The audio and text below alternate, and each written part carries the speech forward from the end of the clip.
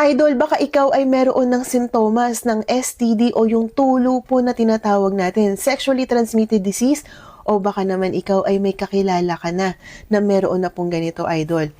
Share mo tong video na to para makatulong po sa lahat. Si Mrs. po ba at saka si Mr. ay minsan na lang po magtalik, baka mamaya ay sumasideline na yan, Idol. O kaya naman sa mga kabataan na konti lamang ang kaalaman kapag po kayo ay nakipag-engage sa hindi po ninyo kakilala at maaari kayo magkaroon ng ganitong klaseng sakit, Idol. Itong video na to para makatulong po sa lahat para po sa awareness ng ating pong reproductive health system. Yan po ay mapapasa sa pamamagitan po ng inyong bibig, sa inyong mismong puwerta, sa kay Kifi, kay Manoy, at saka yan, Idol, ay maaari mo din makuha kapag ikaw ay nakipagtalik at iyan ay pinasok sa mismong inyong pangalawang butas, Idol, diyan sa may ibaba.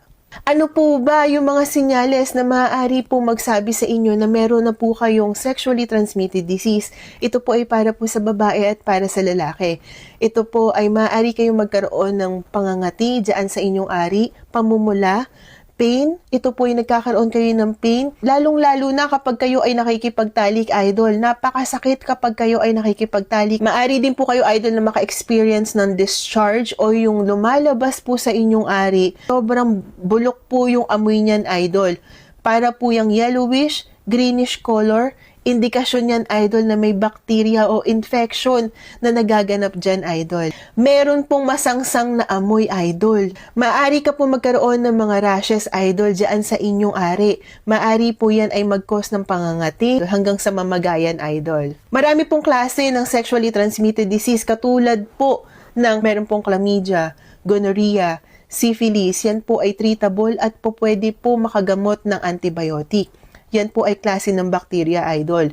Meron din po tayo yung mga viral katulad po ng herpes.